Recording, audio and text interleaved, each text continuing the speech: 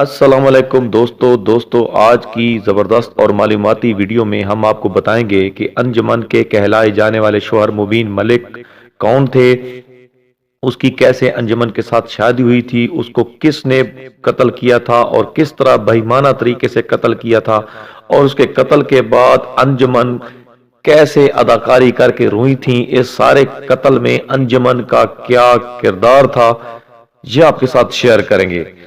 ہاں تو دوستو، مبین ملک کے جنازے پر انجمن کی اداکاری،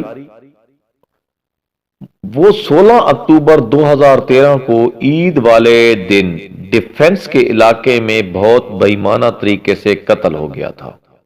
مبین ملک اپنی متعلقہ بیوی انجمن کے گھر بچوں سے عیدی ملنے گیا تھا۔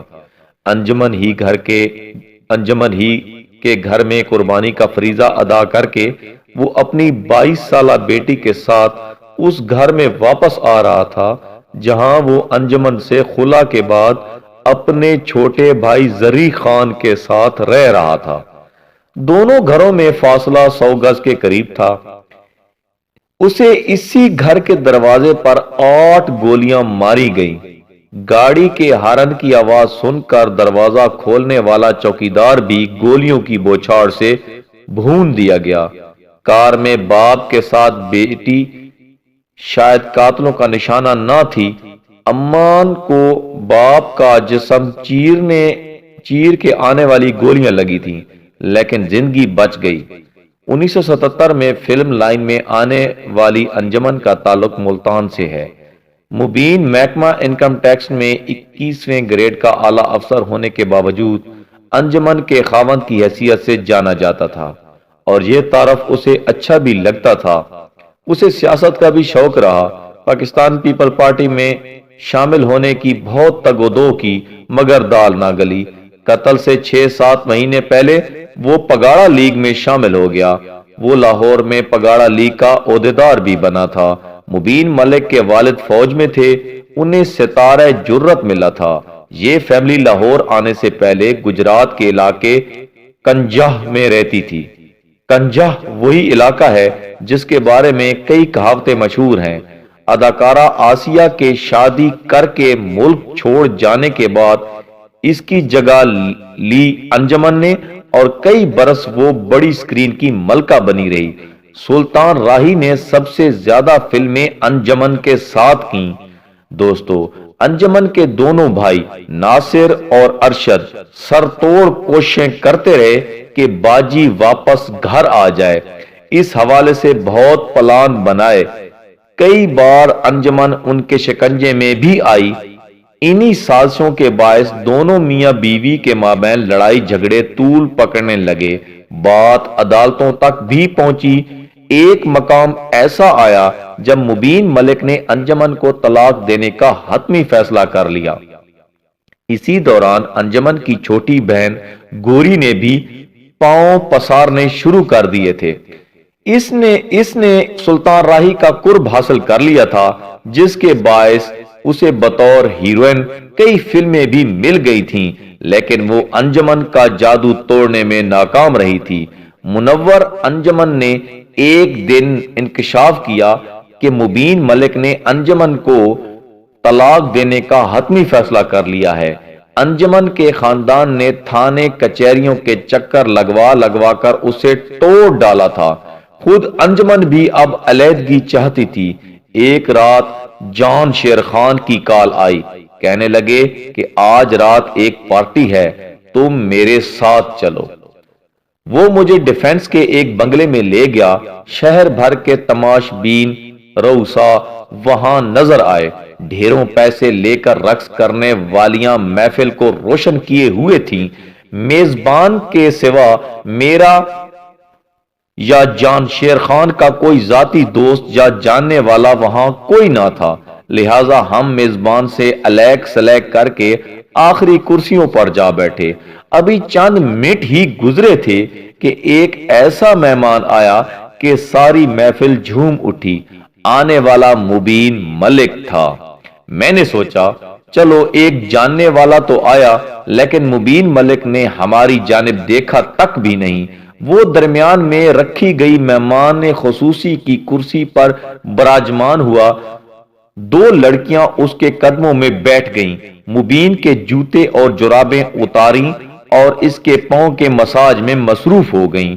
وہ واقعی راجہ اندر دکھائی دے رہا تھا۔ اس کی اتنی آؤ بھگت کیوں؟ میں نہ سمجھ سکا۔ جن دنوں میں لندن میں ملازمت کر رہا تھا، مبین انجمن کے ساتھ ایک بار میرے آفس بھی آیا تھا۔ سروقد انجمن ان دنوں پورے شباب پر تھی۔ ایک دن مبین نے مجھے اپنے گھر نائٹ پارٹی میں بلوایا۔ میں تو ایک سازش کا شکار ہو کر اس کے گھر نہ پہنچ سکا، لیکن یہ جان کر حیران ہوا کہ اس دعوت میں بہت سارے گورے ارکان پارلیمنٹ بھی موجود تھے، اور یہ مقام اہل سیاست انجمن کے ڈانسز کے گرویدہ تھے۔ میں نے سوچا انجمن کا شور ہو اور کاریگر نہ ہو، یہ کیسے ممکن ہو سکتا ہے؟ 16 اکتوبر 2013 عیسوی میں مبین ملک کی کثیر الجہتی زندگی کا آخری دن ثابت ہوا۔ اس کے قتل کا فائدہ کس کس کو ہوا؟ کیا انجمن کو، جو کہتی ہے کہ خلا نہیں ہوا؟ انہوں نے رجوع کر لیا تھا۔ خلا نہ ہونے والی بات تو نہ جانے سچ ہے یا جھوٹ۔ ہاں، رجوع والی بات غلط نہیں ہو سکتی۔ جائیداد کا جھگڑا تو مبین کا اپنے ماموں کے ساتھ بھی تھا۔ پتہ نہیں مبین ملک کس نے مارا، کس نے مروایا۔ مبین ملک پستول کی 8 گولیاں کھانے کے بعد دروازے پر شدید زخمی حالت میں بے یار و مددگار پڑا تھا۔ قاتلوں نے 2 گولیاں آنکھ اور کن پٹی پر بھی ماری تھیں۔ بیٹی جسم میں 2 گولیاں پیوست ہونے کے باوجود گھر کے اندر بھاگ گئی تھی۔ گھر کے باہر پڑے ہوئے مبین ملک کو اسپتال پہنچانے والا کوئی نہ تھا۔ جب تک 1122 والے مدد کو پہنچے وہ مر چکا تھا۔ اس کی لاش گھر کے قریب نیشنل اسپتال پہنچائی گئی۔ اس کے ساتھ مارے جانے والے گھر کے چوکیدار کی لاش پر تو کسی کی توجہ بھی نہ تھی۔ نیشنل اسپتال سے ان دونوں کی لاشیں ڈیڈ ہاؤس پہنچائے جانے کا مرحلہ آیا تو ایمبولینس کو کرایہ دینے والا کوئی نہ تھا۔ پوسٹ مارٹم کے بعد مبین ملک کی لاش ڈیفنس اور چوکیدار کی لاش ساہیوال بھجوانے کا مرحلہ آیا تو بھی کسی نے جیب میں ہاتھ نہ ڈالا۔ مبین ملک کا ایک دیرینہ دوست اگر ان سب مراحل میں شامل نہ ہوتا تو اس کی لاش شاید ڈیڈ ہاؤس میں ہی پڑی رہتی اور پھر اسے لاوارث قرار دے کر پولیس کسی قبرستان کے گمنام گوشے میں پھینک آتی۔ رسم کول والے دن مسجد میں صرف کالے چنے موجود تھے جو نہ جانے کس نے بھجوائے ہوں گے۔ یہ سب اسی شخص کی میت کے ساتھ ہو رہا تھا جو سال ہا سال تک انجمن اور زرین ملک کے گھروں کے اخراجات برداشت کرتا چلا آ رہا تھا، جس نے کچھ ہی عرصہ پہلے بیٹی کو قیمتی کار خرید کر دی تھی، جس نے انجمن کے گھر میں اپنی بیٹی کے کمرے کی رینوویشن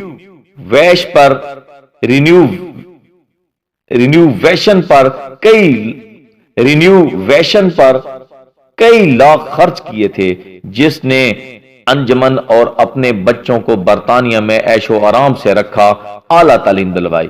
قتل کے بعد مبین ملک کا پرس اور اس کا وہ بیگ جس میں اس کی جائیداد اور بینک اکاؤنٹس کی دستاویزات ہمیشہ موجود رہتی تھیں، پراسرار طور پر غائب تھا۔